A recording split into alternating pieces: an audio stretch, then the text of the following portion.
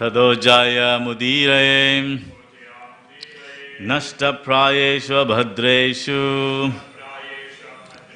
nityam bhagavata sevaya bhaktir uttama shloke bhaktir bhavati naishtuki.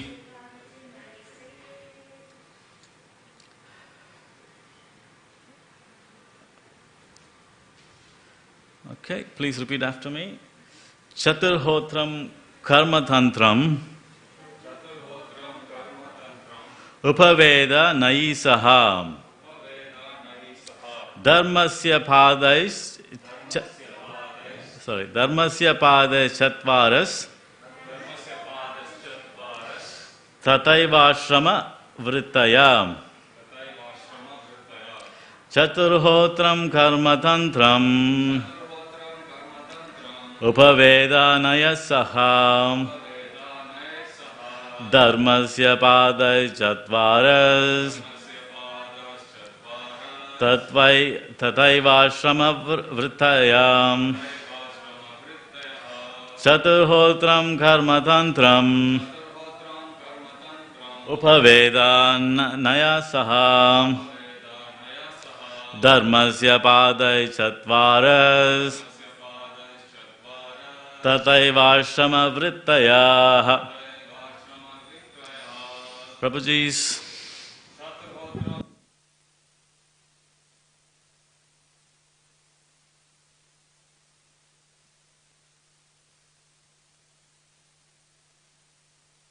padais chatvaras tatayvashrama vrittaya chaturhotram karma tantram upavedanai saha dharmasya padai chatvaras tatayvashrama vrittaya chaturhotram karma tantram upavedanai saha dharmasya padai chatvaras tatayvashrama vrittaya. Transliteration, please repeat after me. Chatuhu, 4. Hotram, paraphernalia for sacrifice. Karma, action. Tantram, expansions of such activities. Upaveda, supplementary to Vedas. Naihi, by logical conclusions. Saha, along with. Dharmasya, of religiosity. Pada, principles. Chatvara, 4.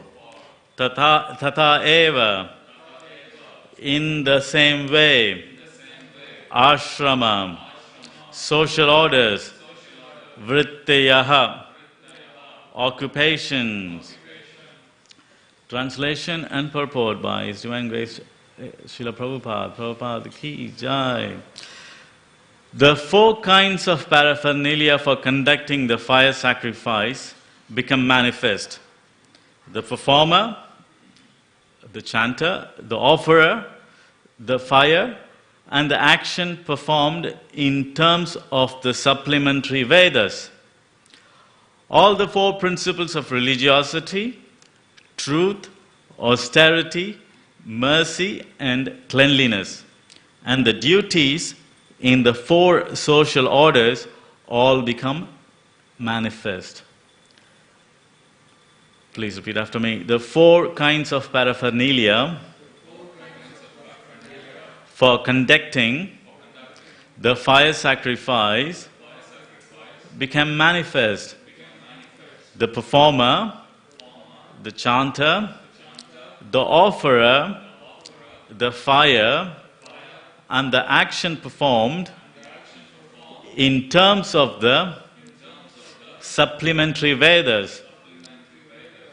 Also, the 4 principles of religiosity, which are truth, austerity, mercy, and cleanliness, and the duties in the four orders all became manifest.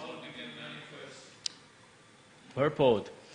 Eating, sleeping, defending, and mating are the four principles of material bodily demands, which are common to both the animals and human society. To distinguish human society from the animals, there's a performance of religious activities in terms of social statuses and orders of life. They are all clearly mentioned in the Vedic literatures and were manifested by Brahma when the four Vedas were generated from his four mouths. Thus, the duty of humankind in terms of the statuses and social orders were established to be observed by the civilized man. Those who traditionally follow these principles are called Aryans, or progressive human beings. Om Ajnanatimirandasya Gyananjana Salakaya Shakshurunmilitam Mena Tasmai Shri Gurave Namaha.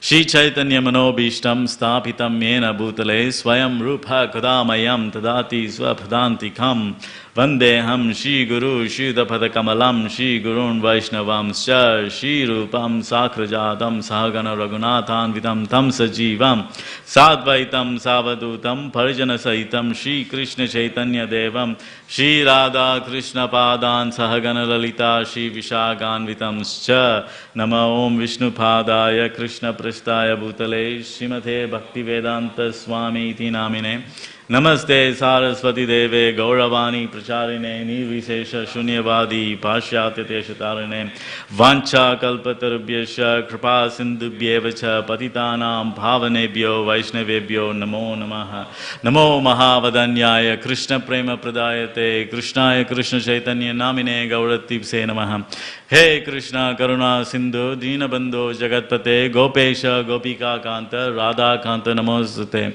Tapta Kanchana Gaurangi Radhe Vrindavaneshwari Vrishabhanu Sude Devi Pranamami Hari Priye Jai Shri Krishna Chaitanya Prabhu Nityananda Shri Advaita Gadadhara Shivazadi Gaura Bhakta Vrinda Hare Krishna Krishna Krishna Hare Hare Hare Rama Rama Rama Hare Hare.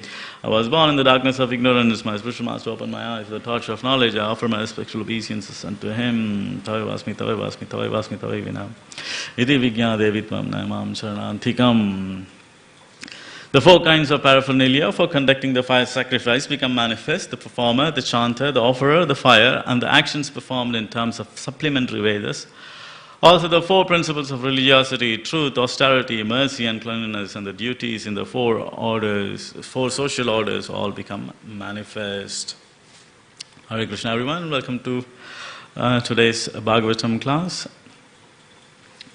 In previous verses, we saw Brahma had an unfortunate fall down, and he quickly elevated himself to the mode of goodness and started continuing his service.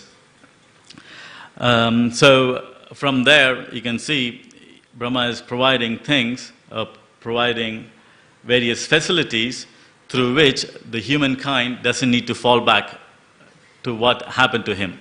Whatever situation he unfortunately has to go through, he is giving opportunities or options through which human society doesn't need to endure those difficulties. So out of that, the first thing is, he gave Vedas in the previous verses. Now he is giving the hotram, the fire sacrifice, and the items required for fire sacrifice. If you see in Bhagavad Gita, chapter 3, text 10, if I remember, Sahayagya Praja Shrishta, something Prajapati And then Krishna finishes it off with Ishta Kama Duk. So what happens when, we are in this material world for a reason, because we have material desires. We decided to enjoy, so independent of Krishna. So Krishna has given this opportunity in this material world. So the baseline is we all have desires to enjoy. So you have option whether you can keep enjoying in this material world, or take the upwards path of going back to Godhead. So if you decide to enjoy in this material world, the yagya is provided. So the verse I quoted is when the creation, praja shrishta, when the creation happened, the Supreme Lord provided yagya, so that the living entities, they can enjoy their desires properly. Through performance of yagya, all the necessities required for sense enjoyment are provided. But through yagya, the necessities provided are not sinful. They are purificatory. So if you perform sense enjoyment without yagya, then you fall back. You fall back into sinful activities, that is vikarma. There's nothing worse than vikarma, because which is going to drag the soul to lower planetary system, adho gacchati, or to lower lower animal forms of life. So both are not conducive. At least maintain human platform. Even if you have desires, perform yagya, and through performance of yagya, you enjoy your senses properly, and through that you gradually elevate yourself or purify yourself, and through that process, through the purification, you will eventually come to realization that this enjoyment is just temporary, and then I have to find Athato Brahma Jigyasa, what I will do now. Then you start inquiring about Brahma Jigyasa. So Brahma provides these 4 paraphernalia. So this is in the verses between 3:10 and I think 3:16. Krishna talks about karma kanda. How you perform yagya, satisfy the demigods. By satisfying the demigods, you satisfy them and they satisfy you. They provide the grains, and through that you can enjoy. And also you have to make sure that you provide the results of the yagya. You share it with the demigods. If you don't share it with that, you become just a thief. And of course, the conclusion is also that instead of bribing the demigods or providing the demigods, you just worship the Supreme Personality of Godhead, even if you have desire. And then Supreme Personality of Godhead, He satisfies all your desires. What is the word? Shriyapati, Yagyapati, Prajapati,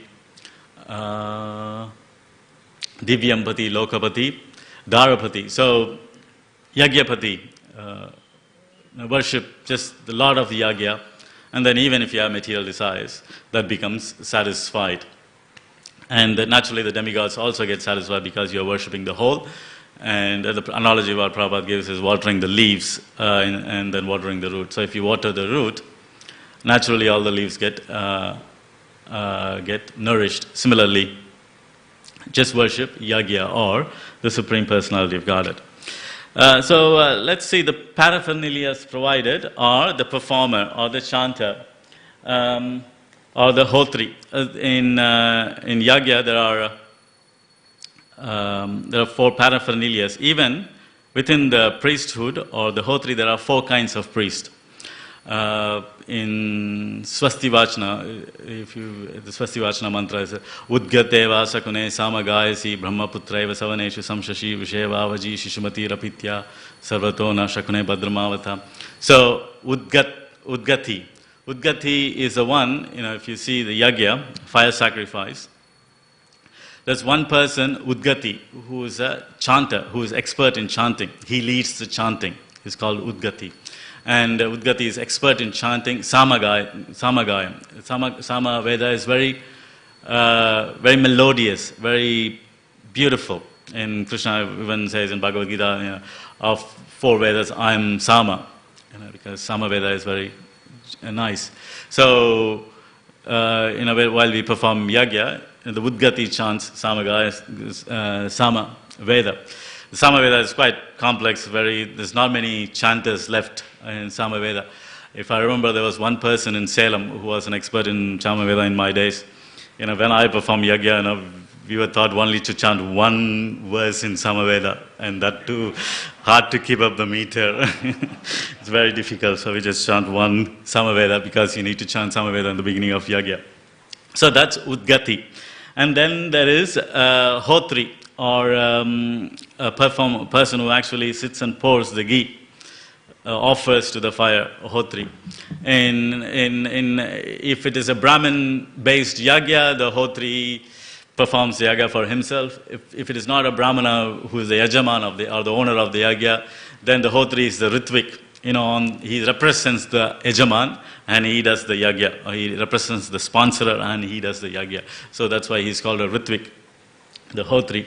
Then you have Advayu. Advayu is the person who sits next to the Hotri and hands him over the lamp to worship the fire, or he manages the fire, he puts the wood, make sure the fire is kept. That's Advari. And then the 4th person is Brahma. Brahma is the supervisor. He ensures the whole process goes without problem. And also finally he chants the Aparadha mantra, that any offenses have happened, requesting forgiveness. So these are the 4 priests involved. Nowadays, in my days in Mayapur, we had 4 priests. When I do yagya here, it's just me trying to manage everything.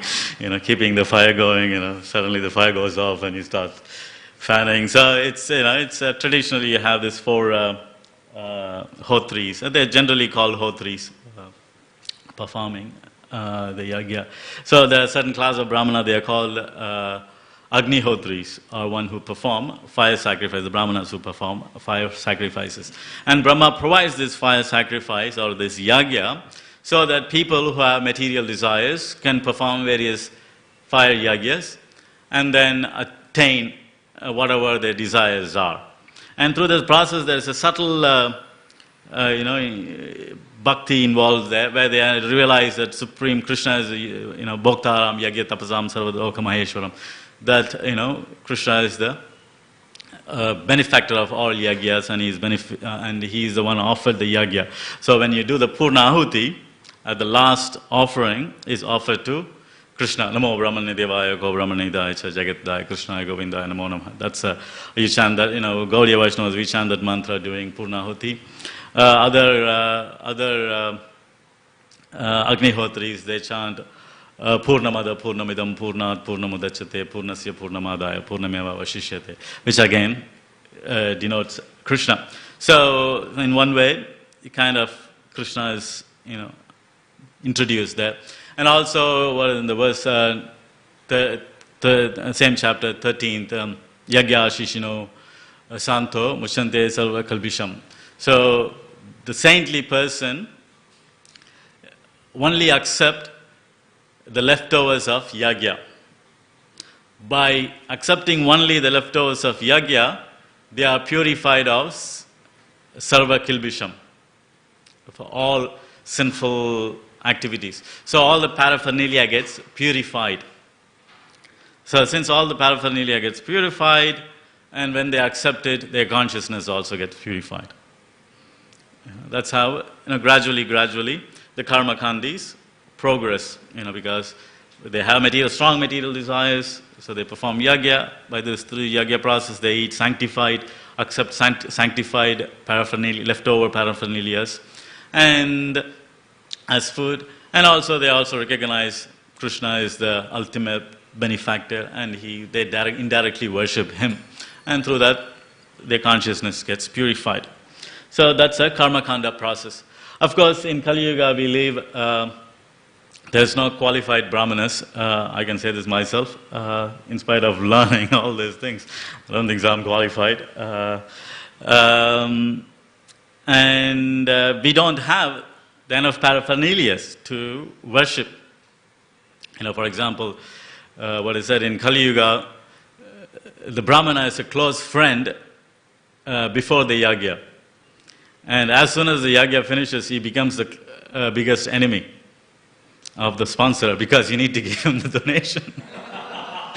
Now this is actually the description of Kali Yuga. One has to, give donation. And suddenly you start thinking, I can, what did he do? Should I give him money? So, the people don't have enough wealth to give charity. The charity is usually gold, silver, silk cloth, nice clothes, cows, land. I don't think so any Yajman can go. When I was performing Yagya, when I was living in Sydney Temple, I used to go and I used to buy the paraphernalia. They won't even cover the paraphernalia. They'll give you $20. They'll think it's our service to the community. So that's the kind of Yajamans we have, or Yajaman means, sponsors of the Yagya. So in this age of Kali Yuga, it's hard to perform Yagyas. And also, people are very impure. Like, for example, I was invited to do a yagya, and the guy used to come to the temple a lot, and a Bangladeshi guy, and he wanted to get married, so, he booked it to the temple, and I went to do the yagya, and I did the yagya. It was a nice ceremony.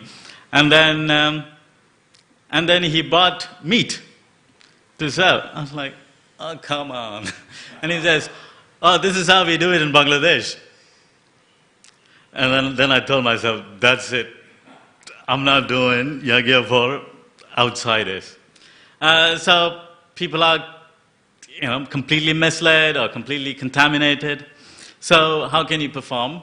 Even if a brahmana is qualified, there's no qualified yajamanas to receive that opportunity. So that's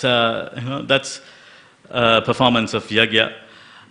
So in Kali Yuga, the recommended yagya, so Mahaprabhu recommends Sankirtana yagya. What is that? Krishna Varnam, Tushar Krishnam, Sangopangastra, Parshadam, Yagya Sankirtana Praya, Yajante, Sumedasa. In this age of Kali Yuga, the Sumedasas, the very intelligent class of men, they worship Krishna, Yajante worship Krishna through Sankirtan Yagya, congregational chanting of the holy name. And Krishna has appeared himself with his astras, or his associates Panchatattva, to demonstrate this principle. So that's a process for this age. And this process does more than or it does more than the karma-kandik yagya. It purifies the consciousness of us, and also it brings us closer to Krishna, purifies our heart. The yagya performed here purifies the heart very gradually, because it's feeding you with material opulence. It's like trying to put off a fire, but you keep throwing ghee in it or oil in it. The fire doesn't go off, it just becomes bigger and bigger. So the karma-kandik yagya keeps giving you material opulences, and to traverse it and to see through it, it takes long time. And you can even see King Prachina Barhisat, where he's performing all these yagyas for a long time, and Narada has to come and wake him up and say, you're killing all these animals. But he still doesn't understand. He tells Narada, I don't know, you're telling all this, doesn't make any sense to me. And then he gives the analogy of Puranjana story. And then still he says, still I don't understand. Now that is how, Narada Muni himself comes and instructs the karma-kandi, but it's very hard for them to understand. That's karma-kanda. The next is religiosity. The Brahma gives us religiosity, which is truth, austerity, mercy, and cleanliness. So a sinful person is addicted to four vices, which are meat eating, intoxication, gambling, and illicit sex. Prabhupada says in many times that these four vices, nobody need to teach a human being. These natures are already there. It's natural for a human being to eat meat. It's natural for a human being to engage in illicit sex. It's natural to speculate or gamble. And what's the other one? Intoxication. Naturally, we want to be intoxicated. So these four principles, truth, austerity, mercy, and cleanliness, are exact opposite of these four vices. So by following these religious principles of truth, austerity, mercy, and cleanliness, one can protect himself from the four vices. For example, truth. If one speaks truth, he can't gamble. He can't have the poker face. Because, to gamble, you need to cheat. So by practicing truth, you can't gamble. So you protect yourself from gambling by performing truth. By austerity, by performing... what is austerity? I forgot. Austerity is truth, meat eating, intoxication. Cleanliness is illicit sex. I'll go with whatever I have in memory. So illicit sex is unclean. It's an unclean activity. Engaging sexual activity is unclean. You can see in Ajamil's story. He started engaging in illicit activities, so he became very unclean, even though he comes from a very qualified Brahmin family, very educated, very knowledgeable, but he was engaging in illicit activities with a prostitute, so all his cleanliness has disappeared.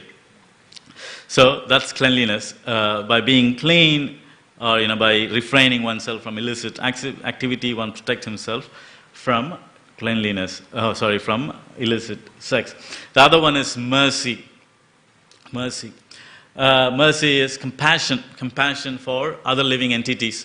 So if you're compassionate for other living entities, you won't be killing the other living entities for consumption. So, we might have, there's so many mundane charities outside. There's people collecting money for animal welfare, RSVPA, there's RSPCA, not RSVPA, RSPCA. But they all eat meat. So where is their compassion? Where is their mercy? On one hand you're saying, we are looking after the animals, we are looking after the dogs in the pound, we are looking after the cats, we help them to adopt them, find suitable parents. But on the other hand, you're having a steak. So where is the mercy? So by following the real mercy is by not eating meat, no meat eating. And intoxication. Intoxication is austerity. That's right. No, I remember. Intoxication is austerity. By consumption of alcohol, by smoking, or taking illicit drugs, you can't perform austerity. There was a colleague of mine a while back ago. He's from the Philosophical Society, and they kind of perform some kind of meditation, and he's been there for a long time, performing whatever the teachings of the Philosophical Society is. And he told me once that when he was young, he was practicing all this meditation, and he caught up with some of his friends, and they gave him a joint, and they gave him a little bit of marijuana to smoke. So out of his old habits, he had a joint. And he told me that it took him so long, it took him quite a while, to get back into meditation. Just by this one joint, he couldn't focus on his meditation again. It took him so long to get back into meditation. So having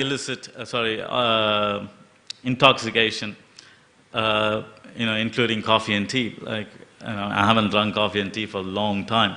So if I drink, by even accident, if I drink a little bit of coffee or tea, I won't be able to sleep for like 48 hours. I'll just go completely crazy. I'm all shaken up. Sometimes you go to office meetings and everybody's having coffee, and then you ask for a decaf. This is why you should not be eating outside. And usually the people who make coffee, they're all very, coffee connoisseurs. They're all very, this coffee and that coffee. And they get quite offended when you ask them, can I have a decaf? They get like really offended. And I remember one of those instances, the guy was like very offended, and he gave me what is supposed to be a decaf. But it wasn't a decaf. I was spinning like a top for like 48 hours. I couldn't sleep. I'm naturally a hyperactive guy. And being on this coffee, so how can you perform austerity? How can you meditate? How can you be in a calm state of mind? How can you meditate on the form of the Lord? How can you meditate on the holy name when you're agitated by this intoxication? So these 4 religious principles are provided so that we can systematically avoid the 4 vices which the human body is inflicted with. That's why during our initiation ceremony, the spiritual master asked disciples the four things what we should avoid: meat eating, intoxication, illicit sex, and what is the other one? Gambling. Thank you. I remember me and my grandmother, we got initiated on the same day, and she's an old lady. And spiritual master asked, so what are the 4 regulative principles? And she said, no meat eating, no intoxication, no beedi, and no cigarette.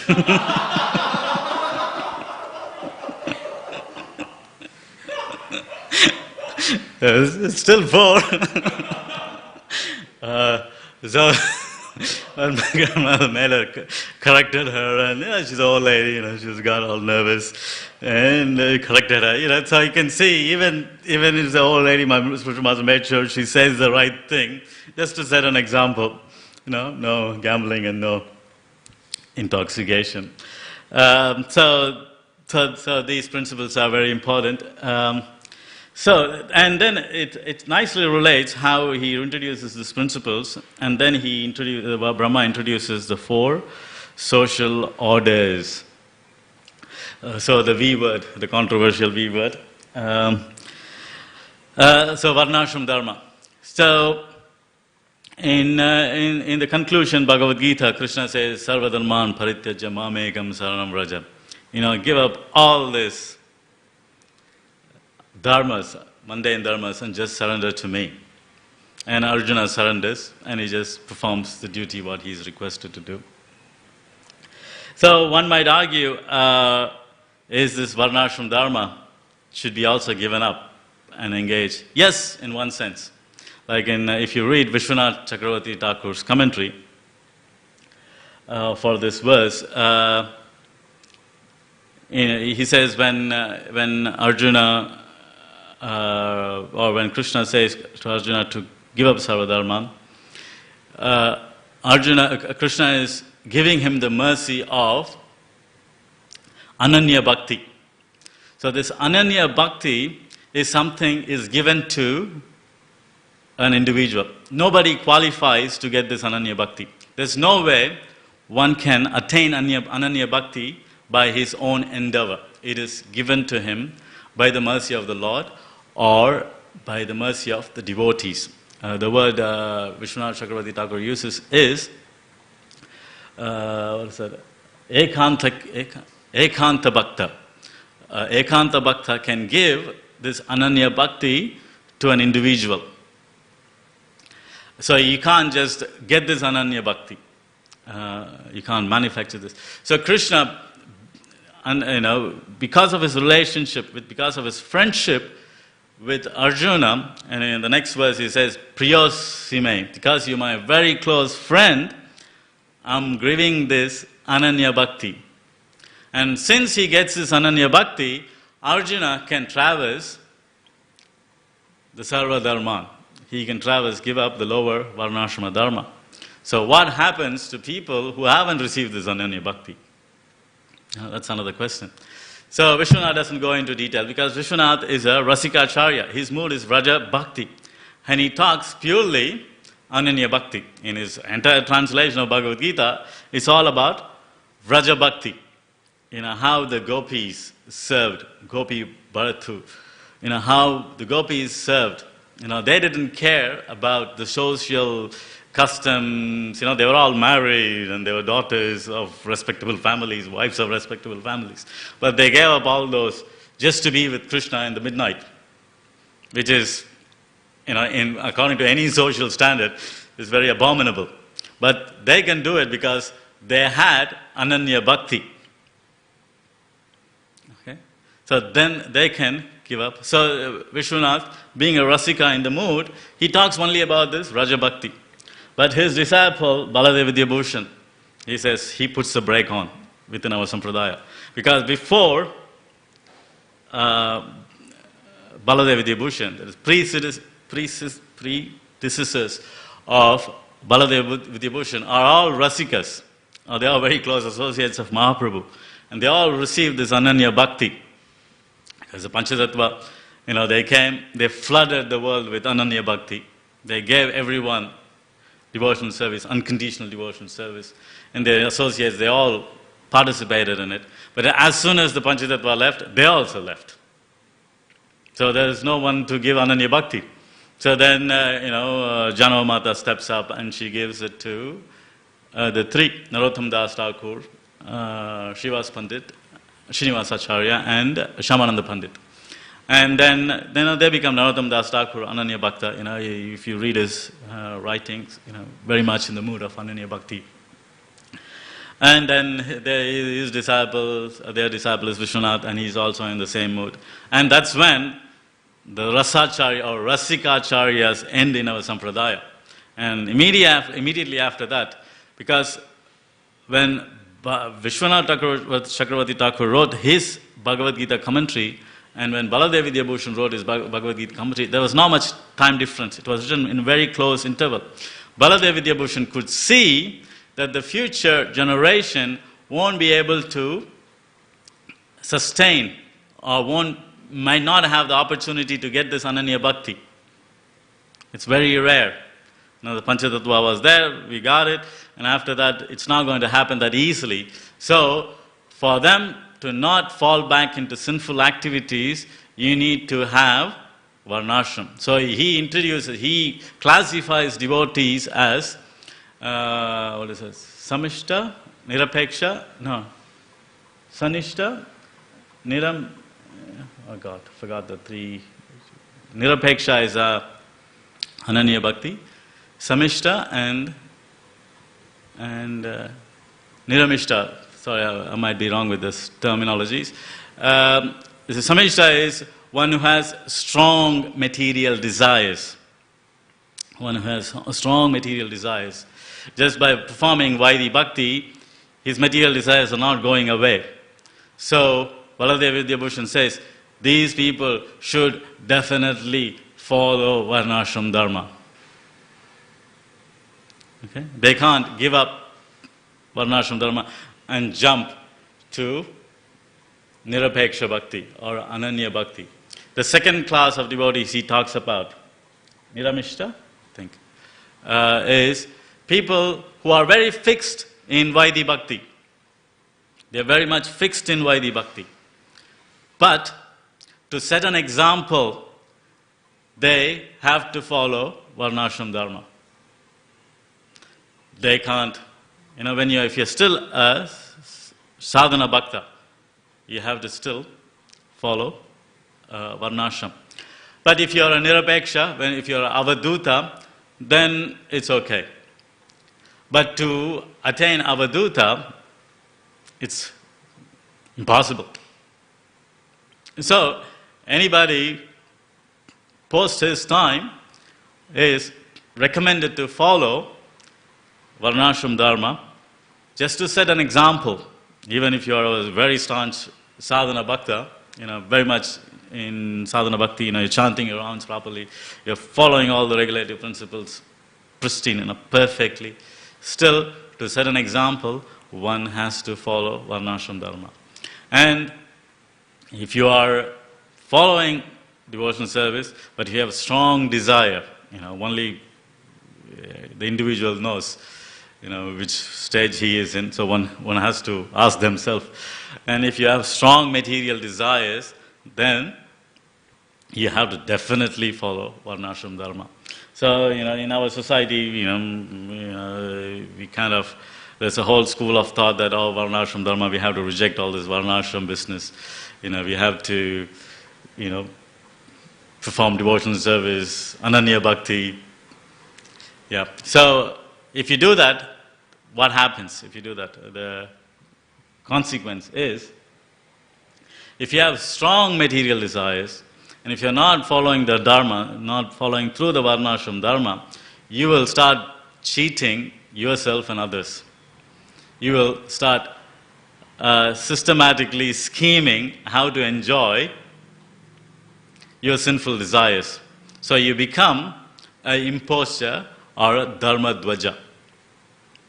And we can see in our society, we are just very young society, 40-year-old, and all the spectacular fall downs.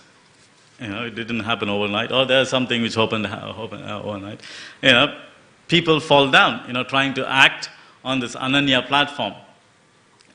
We can do anything and everything, but they have ignored their sinful propensities, and these sinful propensities manifest. And then it's a big fall down. And when fall down happens, and it causes a major chaos within the society. People lose faith, and it's horrible. And for the individual and for the people in general. So that's why it is recommended that, if one have material desires, one has to follow varnashram. And also, varnashram is an opportunity to maintain devotees, give them an opportunity. Sahadra Maharaj, he passed away, he used to say that ISKCON is a pipe. Like people enter through in one hole, stay there for some time, and then disappear through the other hole. It's like a pipe. You see devotees come in and going, because everybody is thinking they're going to perform ananya bhakti, and then they have these strong sinful desires, and they're not working on it, and they fall down, and when they fall down, they are ashamed to be around, so they disappear. Or they secretly kind of leave so that they can engage in their sinful activities. So that's why having this varnashram engages people according to their propensities, and through engagement in their propensities, they don't fall down, and they are gradually elevated. And again, the mundane varnashram, is the process is quite gradual. Like if you perform varnashram dharma for 100 years perfectly, then you get an opportunity to become Brahma. We are not in the Prabhupada's recommendation of, that's not the kind of varnashram. We are talking about Daivi varnashram, where chanting of Krishna's name, reading his pastimes, Srimad Bhagavatam, it is kept as the primary practice, and within that you practice according to your nature. The 4 ashramas, wherever you fall in, you follow the dharmas of those ashram, and whatever varnas you fall in, you follow those duties of those varnas carefully. Three women, they follow the dharma of, the husband or they're married to. There's no independent women in varnashram dharma. They have to, follow the husband. And then through that process, the sinful desire is curtailed. So there's not a fall down, because fall down is quite painful. Or a fall down is so horrible that you're gone completely. Of course, Krishna will eventually bring them up, but What is that eventual, we don't know. It depends on His mercy. So that is why Varnashram is important. So on a practical basis, not just talking of theory, on a practice, how do what is the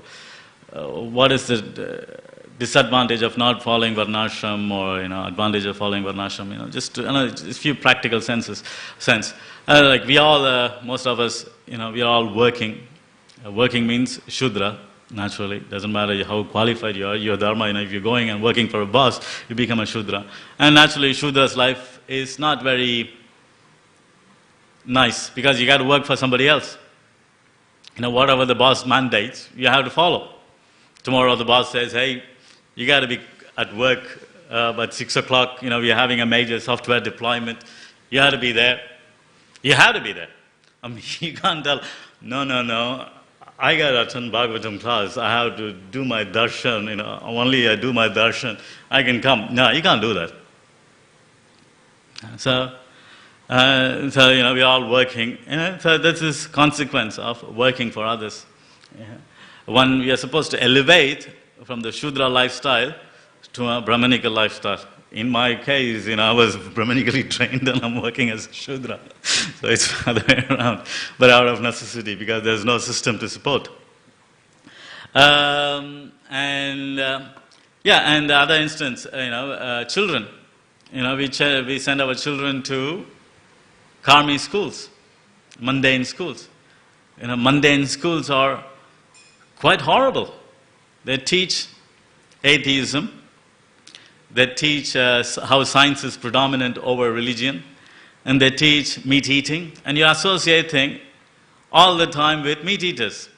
Very young age, you send your children to school, and you get influenced by all this mundane, not just mundane, it's very obnoxious ideologies, secularism, feminism, girls get influenced by all these things. You're hanging out with meat eaters. Even though the child may be vegetarian, Sangha Sanjayate Kama, by association, the whole idea is association. You're supposed to associate with Mahat Dwaram, Mahat Seva, something Dwaram. By association, the Mahat, the Dwaram for the spiritual world is opened. Third verse, 5.5.3. Here, you're sending children to mundane school. How horrible it is. Hoping that they'll become doctors. Again, doctor. In Vedic standard, doctor is considered Shudra. Here in the so-called educated society, doctor is supposed to be, very high class. Now, according to the Vedic Varna ashrama system, a Vaidya caste is a Shudra caste. It's considered a lower caste. And we're all encouraging them to become doctors. So, how? It doesn't, you preach something and you practice something else, completely different. And women, women want to go to work, want to pursue their career, obsessed with their career.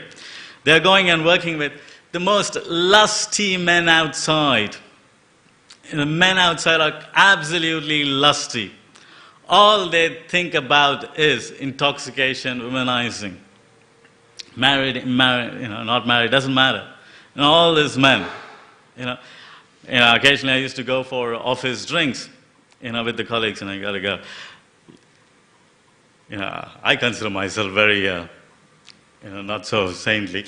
And I go there and I feel like, oh my God, this is, different world. Because all they're talking about is, this girl working in this department, she's good looking, this woman, how am I going to get this woman? That's all they talk. And they're all drinking alcohol. You send, all these women want to work, career, and they're going and mixing with these most lusty men so that they can, advance their career and prove themselves, or, bring in the extra few bucks so they can send their kids to a private school, which is a slaughterhouse by itself. So, the whole system is it's very, it's not very palatable. It's not very palatable. And so the solution is, Prabhupada said, start farm communities. That is his recommendation. But through these farm communities, devotees, we can perform varnashram, or at least you can set an example how varnashram can be performed.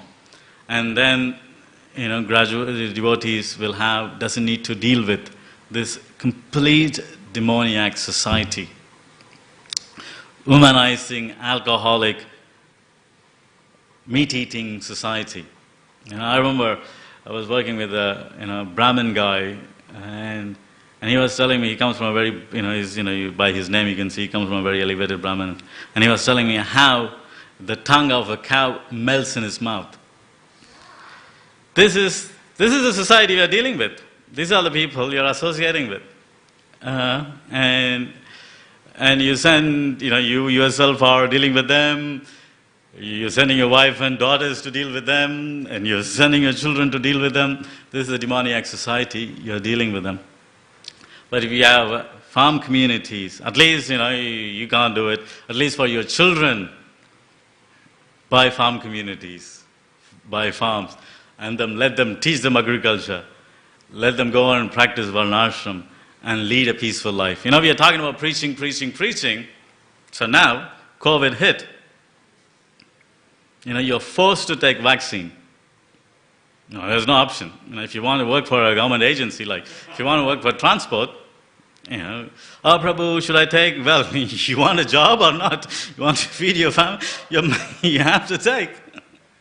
So if you don't want to take, save some money, buy a farm, get together with a bunch of people, start growing your own vegetables. I know it's a dramatic change, but India is a bit more austere, but here you still have a bit of luxury. You can still afford to buy a nice piece of land, and still, you can still have houses there and still have your washing machine and electricity. It's still possible, and if you run out of money, the government actually gives you money.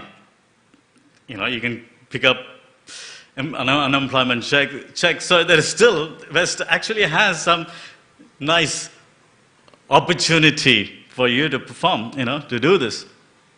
So again, preaching. Yes, we want to preach.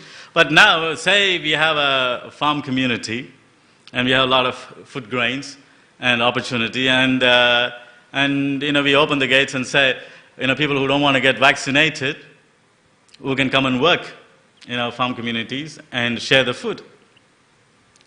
I'm sure there'll be some takers, because people that are fighting outside don't want to get vaccinated, the anti-vaxxing, the whole thing, so they'll be interested. There's quite a lot of people into anti-vaccination. So there's an opportunity. They might all say, yeah, sure, here's a place which gives me a shelter. Then I can be here. And, they might take up Krishna consciousness. So, you can see how the farm communities can actually facilitate preaching. And the other one is like, I've been reading news. All the shopping centers are, there's no food. All the aisles are empty. Food scarcity. If something goes wrong, immediately people overbuy. Food scarcity. And if the current situation keeps propagating like this, Kali Yuga is just going to get worse, you might run out of food. What are you going to do? Me with my big jobs and, doing this and doing that, no food. You might have money, but what are you going to do? But having these farm communities based on Krishi Gauraksha, not based on, you install deities, people show people deities in the farm and ask for money. That's not the farm community we are talking.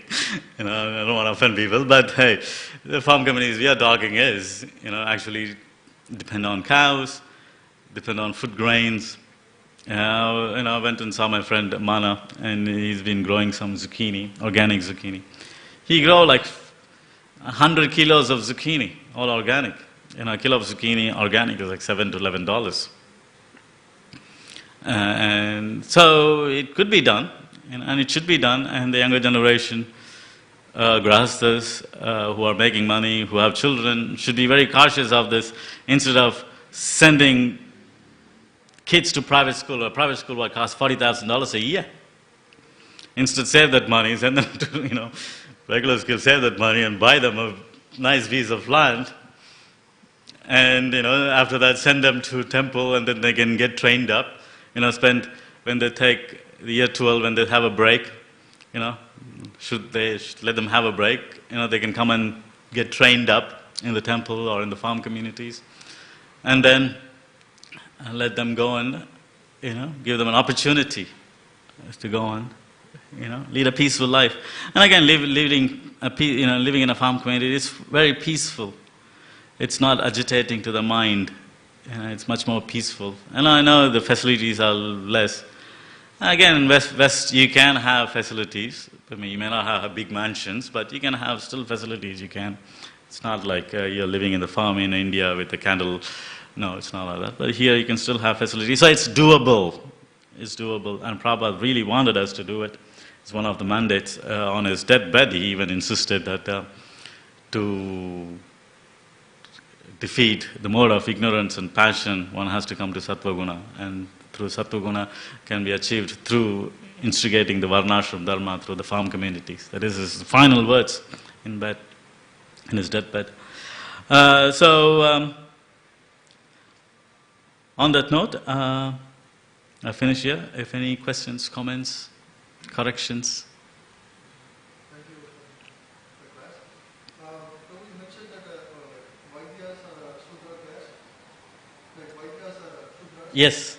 Yeah, but I have read like that statement also I read in Prabhupada books and in one of the places I have read that Brahmanas also take up the profession of like. Yeah, Brahmanas know all the trade. Brahmanas know one or more trades. They all know because they have to teach. Generally, Shuddha trades are taught through the parents. But Brahmanas, as custodians of knowledge, they tend to know everything. But they're not practicing it as a sole profession. Sometimes a Brahmana might practice the Vaidya profession for a king. Because the king may not trust anybody. Anybody will trust his close Brahmanas, and they might, take some prescription from Brahmanas. But generally, it is a Shudra trade.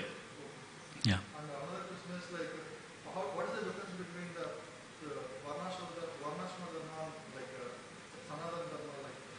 Varnashram Dharma is Sanatana Dharma. Sanatana Dharma is a synonym used, the eternal dharma of a living entity. But of course, the mundane Varnashram Dharma just stops by where you perform your duties. By performing your duties, you're happy.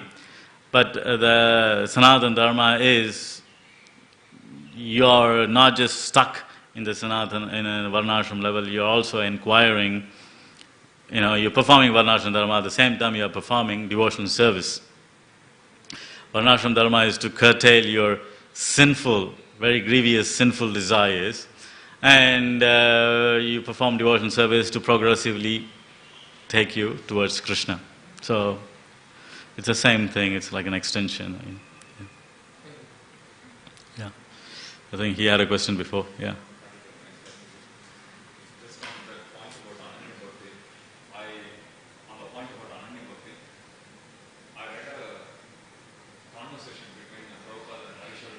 Yeah.